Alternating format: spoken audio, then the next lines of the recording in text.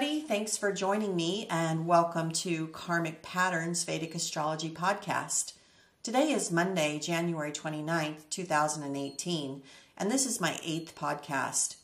We're getting close to the super blue blood moon, that's a mouthful, eclipse that is occurring on Wednesday, January 31st at 5:25 a.m. Pacific Standard Time.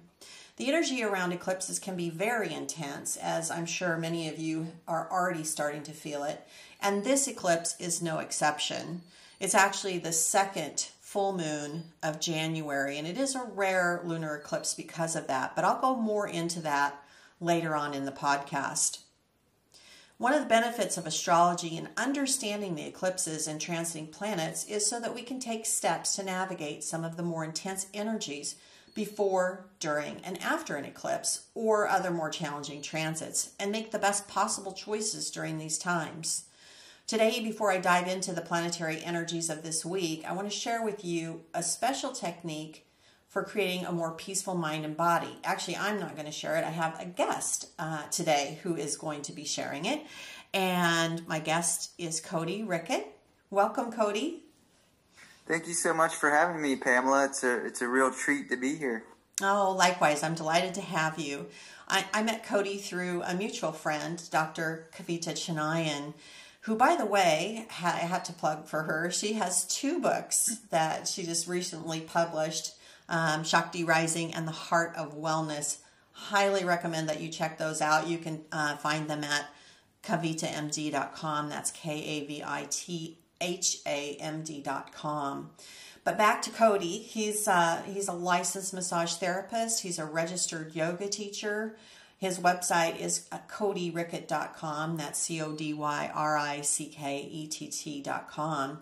And he offers therapeutic massage for relaxation, rehabilitation, rejuvenation, and also specializes in reflexology. He's also certified with the Yoga Alliance to teach advanced yoga practices and really offers comprehensive and cutting-edge systems for spiritual transformation and meditation. He's got all kinds of techniques like spinal breathing, pranayama, bhakti, and many more. So what Cody is here to do today is to share with us some tips and techniques regarding how to calm the mind during these eclipses. And after Cody talks about that, I'll go into the details around the eclipse. But let's talk about some of these remedies first. So again, welcome, Cody.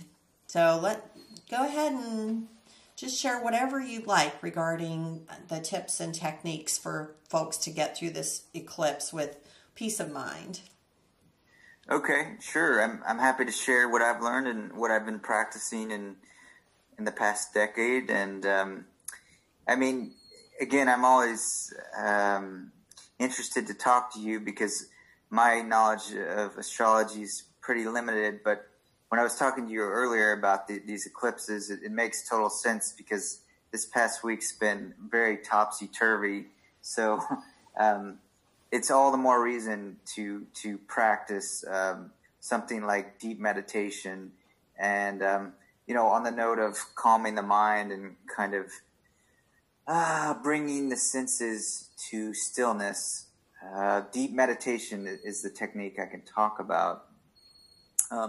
As you mentioned, I'm certified in advanced yoga practices, which was started fairly recently, about 2003, by a man who calls himself Yogani, and he is a longtime practitioner of a variety of yoga techniques.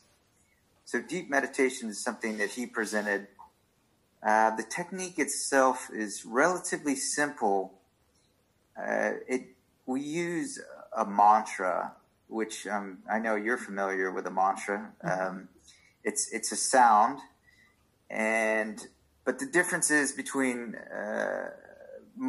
how most people use mantras. You chant them out loud, right? Like if you're at a group setting or something, you might chant a mantra out loud. Right. Mm-hmm. But in deep meditation, we repeat it internally, silently in the mind. So how that works is if you find a comfortable place to sit, it could be your couch, it could be on your bed, it could be even somewhere outside or in a public place in a park. It doesn't really matter so long as you're comfortable. You would kind of, ease into your body, close your eyes, give yourself about 30 seconds to a minute of just, witnessing your thoughts and your feelings, whatever sensations arise. And then you would introduce the mantra. And the mantra we use in deep meditation is I am. So it doesn't really mean I am Cody or I am a massage therapist.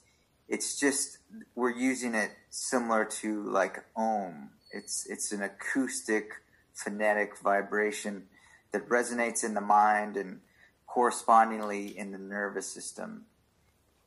And so once you introduce the mantra I am and kind of repeat it and play with it, inevitably, your mind will get lost off the mantra. And then at that point, you just kind of come back to it. And we call this process easily favoring the mantra. So those are two incredibly magical words that will help anybody that's new to the technique really get the hang of it and get the feel of it, get the vibe of it. You just easily favor the mantra. And by doing that, what happens is the mantra begins to refine. It begins to refine in our thoughts, in our feelings, in our nervous system, in our consciousness. And the mantra starts to merge more with our deepest level of stillness, that kind of eye of the storm that is at the core of our being. So it's I like to use metaphors, to describe the process. It's like the mantra is like a flashlight, and you're going into the cave of your own mind and kind of exploring and illuminating it, and it brings about great stillness. And what's really cool is that we recommend that you do 20 minutes for a full session, but if you can only squeeze in 10 minutes or 5 minutes, that's better than nothing. But 20 minutes is generally the recommended time frame. But the session itself can be very relaxing and peaceful, but the best benefit is it's going to trickle out in the preceding hours after the session. So that is the gold, the treasure of the technique. Is it's setting the tone for your remaining activity in the day. Wow. So if you do it in the morning, it's going to get you to that place of stillness, and that stillness will trickle out as all the madness of the eclipses is unfolding. You're going to have that inner silent core to keep you stable. Wonderful. Yeah, and eclipses, the ancient rishis say, that they really aren't good. Eclipses aren't good for much, right? But meditation and prayer, right? Whatever that looks like for you. And actually, meditation and mantras done on eclipse days are considered to be multiplied threefold. Okay. Really? Yeah, they're amplified. So it would be a great day to begin a practice like this. And let me ask you, how long have you been working with this meditation technique? I started it in 2010, so about 7 years. Oh wow, a long time. Mm-hmm.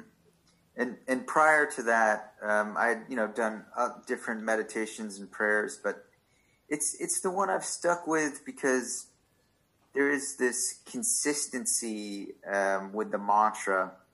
And even though the mantra will change, it changes even within one session, like the tone and the rhythm and kind of the quality of the vibration. There is this kind of consistency, and it feels like I'm getting deeper. And for me, I love depth. I love the feeling of like I'm getting deeper into my mind, into my heart, into myself. And as the name implies, deep meditation, it achieves what it purports to go for. As you've gone through this process, I hope you don't mind me asking some personal questions. Okay. In the last 7 years, right? That's a long time, to work with a specific practice. How has it changed you? Has there been physical changes, emotional changes, mental changes? I think all of the above: physical, emotional, and mental. On a physical level, it's just sharpened my awareness of all the parts of my body, and from the most basic things of breathing, heartbeat, and the variations in breathing, and how my breathing changes when I get excited versus when I'm relaxed, or when I have a sentimental memory, or when I am imagining a future outcome. Like I notice all these like changes in breathing, or subtle muscle twitches, or all these little subtle things have come clear into my awareness through meditation on the physical level. And on the mental level, it's even more interesting, I would say, because I've discovered that I have abilities that were latent, and that meditation helps me bring to the surface. And I'm not talking about necessarily like supernatural psychic powers or anything. I'm just talking, although, I'm not opposed to that, and I'm open to those things happening. And sure. I've had a little taste of things like that, but just in sense of like, I'll give you an example. Recently I've really gotten into the sport of disc golf, which is, what? Are you familiar with that? What? Could you say it again, please? It's disc golf. No, I have never heard of it. Okay. Well, it's like throwing a frisbee into a basket. But like traditional ball golf, you hit a ball right. Hundreds of yards, and there's 18 holes. So with disc golf, there's also 18 holes spread out over thousands of feet of land in a public park. But instead of a ball and a club, you're using a frisbee. And you launch the frisbee through the air, and I love the sport. Sounds like fun. Yeah, it's a lot of fun. So, in meditation, as I'm favoring the mantra, I allow for other thought processes to occur. One of the thought processes that will come to me is I'm seeing physical places in my mind. So I'll literally be like kind of traveling through the disc golf courses that I like, and I'll see kind of clear images, and I could kind of, the memory just unfolds with a certain level of lucidity that was never there. So deep meditation has allowed me to tap into increasing lucidity in terms of my memory, but also in creativity. Like, I'll find myself like composing, songs and poetry and things I want to write down during meditation. So it's not just about sticking on the mantra. That's not the goal. The mantra is just a vehicle to explore the various functions of mind, whether that be memory or creativity or analysis. I mean, so many people bash analysis. Oh, don't analyze. But analysis is a very useful tool of the mind, and it comes into play during my meditation. So, cool. All right. Well, that's some great benefits, Yeah. And it's not a complicated system. It's really easy, and it is. You don't have to spend a lot of time doing it. 20 minutes a day. That's a pretty. I think a pretty minor time commitment. I know how busy everyone is, yourself and myself included. But 20 minutes, that's a good, that's a good investment in reaping rewards like you have experienced. Totally.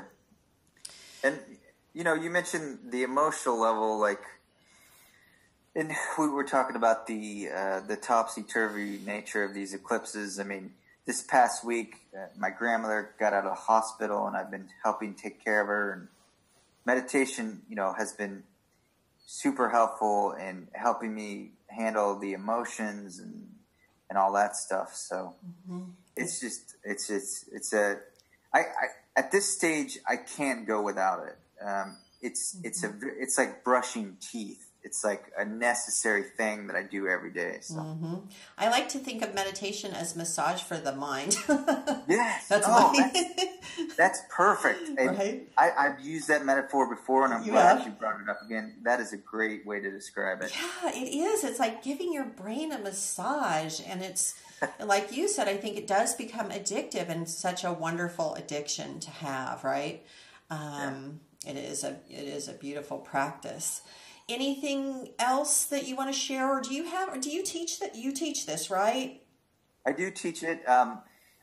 Where I work now at the Foot Whisperer in Tampa, I teach private lessons, but I'm working on doing more group sessions, obviously, and there's a local yoga studio I'm hoping to teach at, and a couple other venues that I think I'll be able to start teaching at. So I'm really getting the ball rolling on a more group level, but the private lessons are always there. And if anybody ever wants to email me at cody@codyrickett.com, or connect with me through Facebook, or give me a call on my cell phone, I love talking about this stuff, and I'm more than happy to advise based on my experience. Oh, that's great. Thank you. And so you do remote sessions with people. They don't have to actually be physically in Tampa to work with you.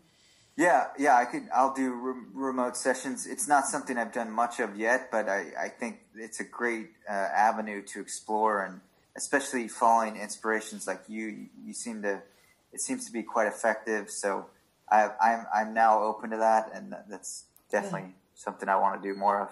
Awesome. Yeah, with technology nowadays, right? You can practically be in the same room with the person. Eventually, that's going to happen, right? Virtual reality. We'll all be in the same place eventually. I'm looking forward to that. Yeah, it's going to be interesting.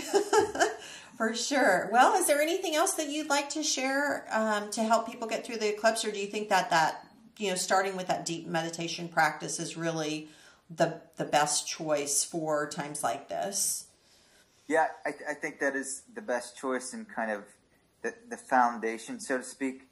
If I could, I'll share one more little thing that's been incredibly helpful for me in my journey, and especially navigating rocky territory.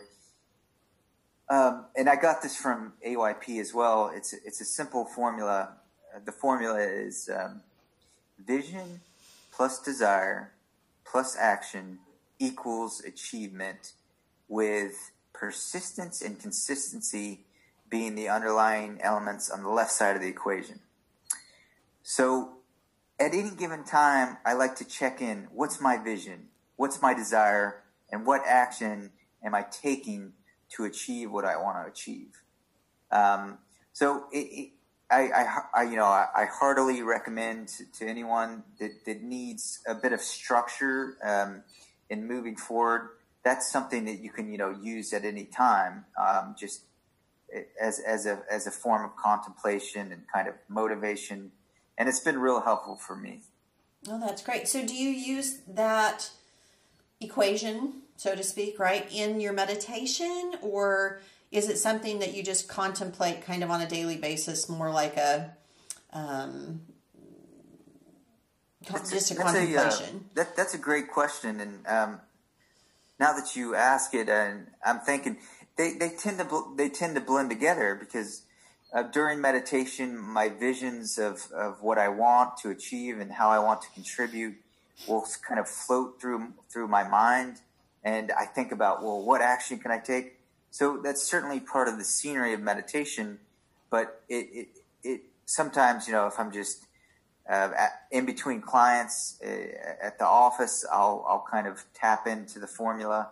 But yeah, it can blend during the meditation and after the meditation as well. Okay, so that's great. So that's actually something that can help us stay focused, but at the same time also kind of stop the message track that I think everyone has, right, in their minds around things that may not be as useful, right? Right. Some of those message tracks. And so it kind of can fill that space with a positive influence in the mind and help us continue to achieve our goals and desires. Is that a right understanding? Yeah, I mean, you nailed it. That's bullseye. So. Okay, fantastic. Well, thank you for sharing that. I will probably have you send me that in written form, and I'll put a slide up in the podcast here so that people will have that visual for it, because it was I don't think I could remember it exactly how you said it right now. Yeah, I'd be happy to. And on that note, when it comes to deep meditation and easily favoring the mantra, I have more thorough instructions on my website, and of course on the main Advanced Yoga Practices website, there are more thorough instructions. So again, please feel free to check those out, or email me with if you want more explanations as to some of the finer points of the technique. Terrific. Thank you so much. I really appreciate you coming on, Cody, and it was great talking with you again, and I appreciate so much you sharing your personal experience and giving advice for other people to help through this time. And I hope your grandmother gets well soon, and that we all sail through this eclipse time. Well, thank you so much for your kind wishes and just for having me on. And I really would like to have you back on my podcast, because I know you have some new projects in the works. So I hope we can coordinate that soon. Yeah, I'd love to. Cody's podcast, by the way, for those who are interested, is Addicted to Spirit. It is on YouTube, so all you have to do is just Google that, and you can check out Cody's podcast channel as well. Thanks again for coming, and up next we have the eclipse information. I'll be going through a lot of details on the upcoming eclipse, Wednesday, January 31st. Thanks again, Cody. So now let's take a look at the influences around the eclipse. As I said at the beginning of the podcast, this is a blue super blood moon total lunar eclipse. And it is indeed a mouthful. And what do all those things mean? Just very simply put, a blue moon is the second full moon that falls within the same calendar month. A supermoon is a moon that falls very close to the Earth in its rotation, in its orbit. And then the lunar eclipse blood moon, well, they call it a blood moon because the moon appears red in color, right? There's still a little bit of sunlight that's going to be cast upon the moon, even though the Earth will be in between the sun and the moon. You'll get that filtered light and it appears red. So lunar eclipse falls on a full moon, and this lunar eclipse happens to fall within the sign of sidereal Cancer. And I have to say, before I go into all the different astrological indications, that this combination is pretty rare. We haven't had a blue super blood total lunar eclipse since 1982, and we won't have another one until 2037. So this is a pretty rare event. The eclipse is going to be visible primarily over the western half of the United States, and the eclipse occurs at about 5:25. The peak of the eclipse, I should say. The eclipse obviously lasts a lot longer, but it peaks at 5:25 a.m. So there will be a chance for those of you who want to observe the eclipse before the moon sets on Wednesday morning. But that being said, and I know I've mentioned this in previous podcasts, that it's not considered an auspicious thing to take in a solar or a lunar eclipse through our eyes, because we ingest things right through our eyes, we sound through the ears, food through the mouth, etc. And the eclipses are considered to be, again, kind of inauspicious events, because either the sun or the moon, the life-giving planets or really not planets, but in astrology, we call them planets. The life-giving planets to us here on Earth are being eclipsed by Rahu or Ketu. So you have to make your own choice on that. And if you're on the East Coast, you won't be able to see it because the moon will already be setting as the eclipse gets going. So that's a little bit of information around the eclipse. Now let's look at the chart for the eclipse. You can see here that, again, in sidereal Capricorn, there will be Venus, Ketu, Sun, and Mercury, all opposite the moon. So that's how you can always easily tell if someone is born at a full moon, because the sun and the moon are in houses directly opposite one another. And that's a lot of other planets involved in the eclipse. Certainly Venus and Mercury are often very close to the sun, but in this case they happen to be in the exact same sign, and Venus, Ketu, and Sun are actually all within the same nakshatra or lunar mansion. And then the moon is in Cancer, its own sign. So this is a lunar eclipse within its own sign, and moon with Rahu within the nakshatra of Ashlesha.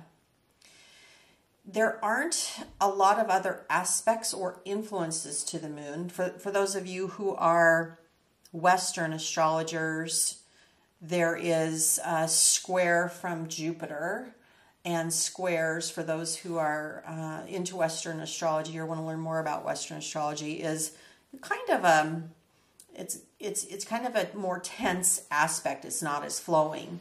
If you look at Libra, it's an air sign, and Capricorn is earth, and Cancer is water. So elementally, there is some discord there from Jupiter.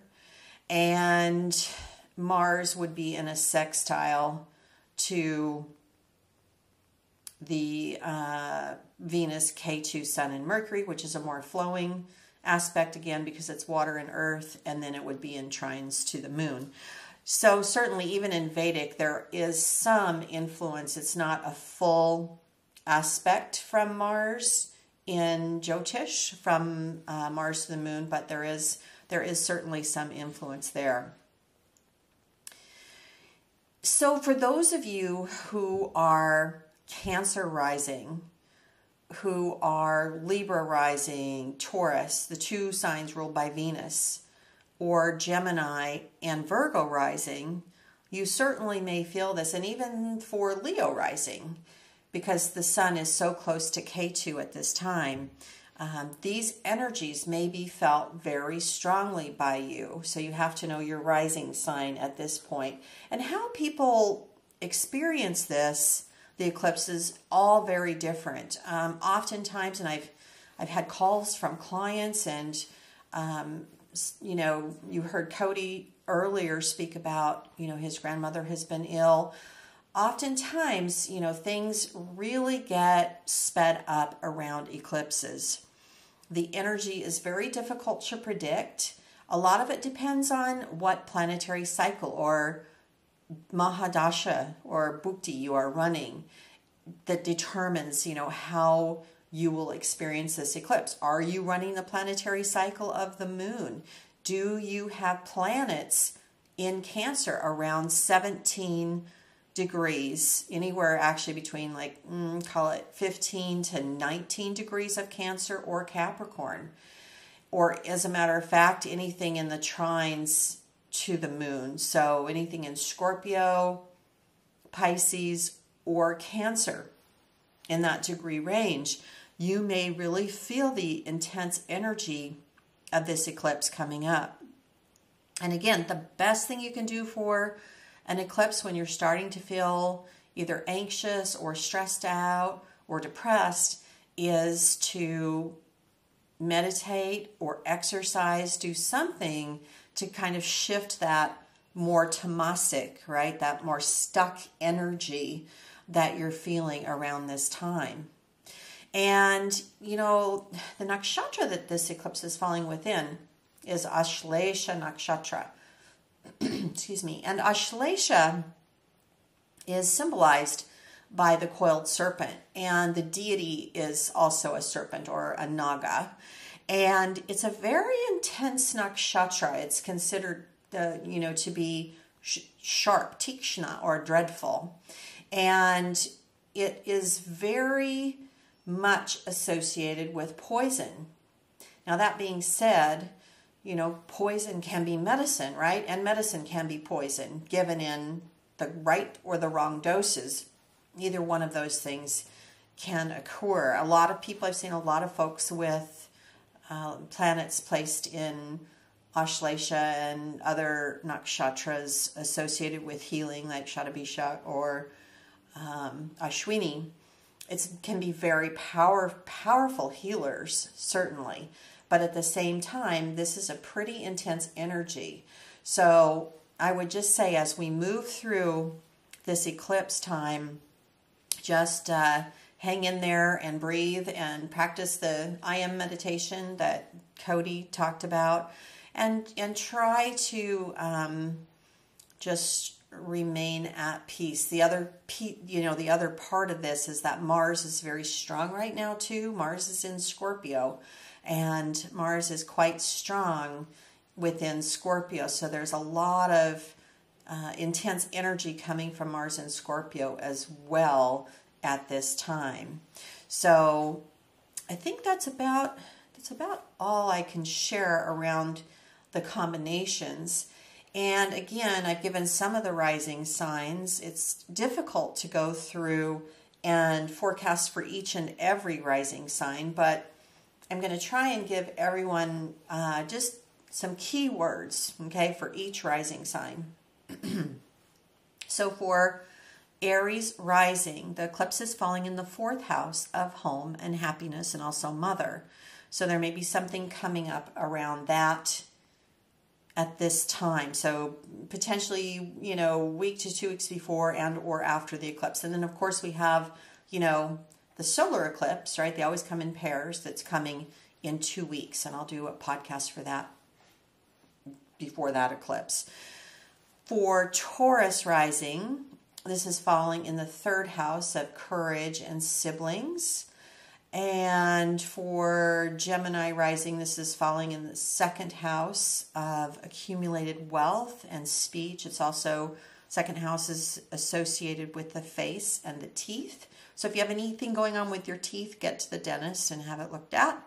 For Cancer rising, this is going to be a very powerful eclipse potentially, especially if you're running the cycle of the moon or even Mercury, right? Because Mercury activates Ashlesha nakshatra. This could be a very personal, transformative time for you, since it's falling in the 1st house of the self. For Leo rising, this is falling in the 12th house, and the 12th house is associated with loss. Sometimes that's planned loss, right, for philanthropic works. And the 12th house is also connected to sleep and our feet. So again, from a physical perspective, if you're having any issues with your feet, make sure and have them checked out. And sleep might be really disturbed for Leo rising at this time because of the 12th house. And the 12th house is also the subconscious. So for Leo rising, as Rahu and Ketu begin to cast the shadows over the moon, it really could affect your emotions strongly from a deep subconscious level. For Virgo rising, the eclipse is falling in the 11th house, and that is the house of earned income from career, groups of people's friendships, not friends that are like family. That's the 3rd house. So that would be more for Taurus rising, but larger groups of people. And then for Libra rising, this is occurring in the 10th house of career. So sometimes there can be a restructuring going on around eclipses, or, something going on at work. The 10th house is also our karma, what we're known for in this lifetime. So that's very significant. The 10th house is, considered to be one of the strongest houses in the horoscope in the angle, because it's directly overhead. And for Scorpio rising, this eclipse is occurring in the 9th house, and that's associated with father and spirituality and teaching and contracts. So for Scorpio rising, you definitely might want to consider, if you have a very important contract, like selling a home or some other, legal matter going on, especially even with relationships for Scorpio rising, you might want to consider, if you can, pushing it off a day or two to get out of this eclipse pattern. For Sagittarius rising, the eclipse will occur in the 8th house, and the 8th house is associated with transformation, and certainly astrology and tarot and all of the esoteric arts fall within the 8th house. So there could be some real deep personal transformation occurring. And for Capricorn rising, again, like Cancer, since since this is falling on the Cancer-Capricorn axis, this could be a very personal eclipse for you. And certainly the lunar eclipse will be occurring in the 7th house of partnerships. So if you have anything going on with your relationship, again, it's a good time to maybe take a break and have those really important conversations once the eclipse has passed. And 7th house is personal relationships primarily, but also can be business relationships. Then for Aquarius rising, this falls in the 6th house, work, service, daily routine. It's also the house of, the enemies, right? The Shadripus, the six enemies. And so if there's anything that you want to end as it relates to any personal habits, this eclipse, lunar eclipse and full moons in particular, are great for endings. This particular full moon is great for endings. Not a good time for beginnings. Definitely not a good time to begin a new important project for any rising sign. And then for Pisces, this falls in the 5th house of creativity and children, Purva Punya, which is our past life credit. So there may be something going on with your children, either younger children or adult children at this time. But again, I have to give my usual disclaimer, which is, depending on the planetary cycle that you're running and where your chart ruler is and all the other planets within the chart, it is going to create a very personalized experience. But at least hopefully that can give everyone a sense of the energies and where the energies are falling for each rising sign within the individual chart. So have a peace-filled eclipse. And thank you so much for tuning in. I really appreciate it. And once again, if you enjoy my podcast, I really would be grateful if you would hit the like button on the YouTube screen there, and then feel free to leave any comments as well. I'm really open for comments, and if you have anything you'd like to hear in the future, put those in the comments below the video. And subscribe to my channel if you like. I'm doing about one podcast every 2 weeks. That seems to be the rhythm that I've been getting into. Again, have a great eclipse, have a safe eclipse, and I'll catch you on the flip side. All right, thanks so much.